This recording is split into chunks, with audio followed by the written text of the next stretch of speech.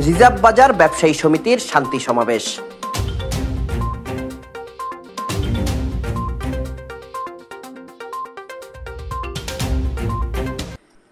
সাম্প্রদায়িক সম্প্রীতি রিজার্ভ বাজার এলাকার মূলনীতি প্রতিপাদ্যে রিজার্ভ বাজার ব্যবসায়ী সমিতির সাধারণ সম্পাদক পৌরসভার প্যানেল মেয়র হেলাল উদ্দিনের নেতৃত্বে রিজার্ভ বাজারে সকল ব্যবসায়ী ও এলাকাবাসীর উদ্যোগে মিছিল ও শান্তি সমাবেশ অনুষ্ঠিত হয়েছে।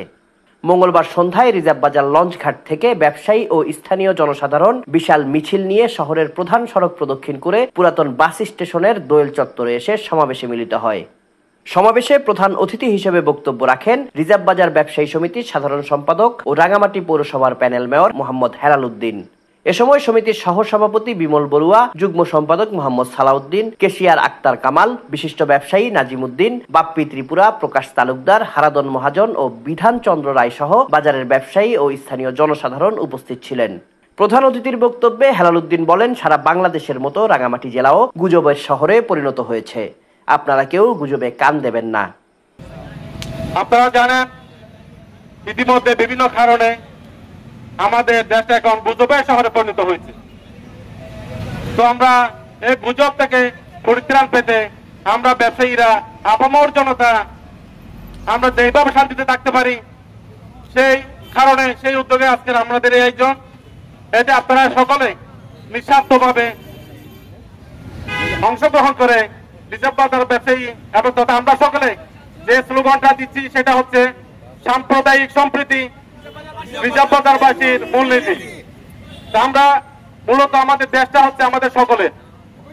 এখানে একটা কথা শোনা যায় সব সময়, সংখ্যালঘু সংখ্যাগুরু। এটা কেন? এটা আমাদের বাংলাদেশ। এই বাংলাদেশে যে জন্মগ্রহণ করেছে সেই বাংলাদেশী, সে কোনো অবস্থাতেই সংখ্যালঘু কিংবা সংখ্যাগুরু হতে পারে না। আমরা যারা আছি এখানে এতপ্রতভাবে মিলেমিশে আছি, ভালো আছি। ভবিষ্যতে আমরা চাই সকলে সহাবস্থানে থেকে একটা সুন্দর পরিবেশ, একটা সুন্দর নগরী, একটা সুন্দর এলাকা হিসেবে আমরা সকলে মিলে এটা প্রতিষ্ঠা করতে চাই। এতে আপনারা সকলে গুজবে কান দিবেন না। গুজবে কান না দিয়ে গুজবকারীকে চিহ্নিত করুন, প্রশাসনকে জানান, এলাকার সচেতন নাগরিকদের জানান, বিভিন্ন সংস্থা তাদেরকে জানান। আমরা কোনো অবস্থাতেই গুজবে কান দিব না। তো দেশে আমরা অনেক কিছু দেখেছি, যেমন আমরা 90 সালে দেখেছি, 71 সালে আমাদের জন্ম হয়নি, আমরা দেখি নাই। কিন্তু 90-তে স্বৈরাচার পতন দেখেছি, 96-তে আন্দোলন দেখেছি, 2024-এও আমরা আন্দোলন দেখেছি। একটা জিনিস খেয়াল রাখবেন, কেউ কাউকে ছাড় দেয় না, আল্লাহ কিন্তু কখনো কাউকে ছাড় দেয় না, দেয়নি, দেবও না। কেন দিবে না? আমরা এখন যে পরিস্থিতি দেখতে পাচ্ছি এটা কিন্তু কারো জন্য শুভকর নয়, কারোর জন্য কাম্য নয়। আমরা সকলে বাংলাদেশের নাগরিক, সকলে সহাবস্থান থেকে আমরা দেশটাকে এগিয়ে নিতে হবে। এটা কিন্তু আমাদের সকালে পবিত্র এবং নৈতিক দায়িত্ব। এখানে কাউকে ছোট করে, কাউকে বড় করে, কাউকে হুমকি দামকি দিয়ে, কাউকে ভালো মন্দ বলে এই জনসংখ্যাকে, এই দেশকে উন্নতি স্বর্ণ শহরে নিয়ে যাওয়া যাবে না। কেননা সকল সম্প্রদায়ের সহাবস্থান নিশ্চিত যতক্ষণ হবে না, আমাদের দেশের উন্নয়ন ততক্ষণ হবে না। কারণ আমরা সকলেই বাংলাদেশী, বাংলাদেশ আমাদের সকলের।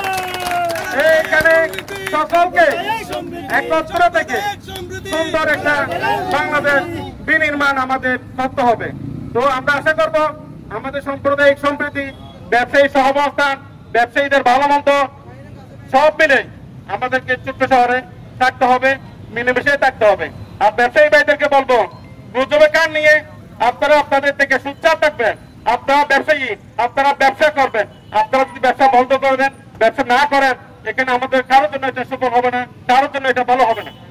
তো আমরা দেশের যে পরিস্থিতি হয়েছে, পরিস্থিতি লগ্ন থেকে আমরা সর্বোচ্চ চেষ্টা করতে যাচ্ছি যাতে এখানে হিংসা হানাহানি, কোনো বিদ্বেষ, কোনো ভালো মন্দ না করে আমরা সকলে সুন্দরভাবে ভালোভাবে থেকে একটা সুন্দর নগরী, একটা সুন্দর দেশ আমরা প্রতিষ্ঠা করবো।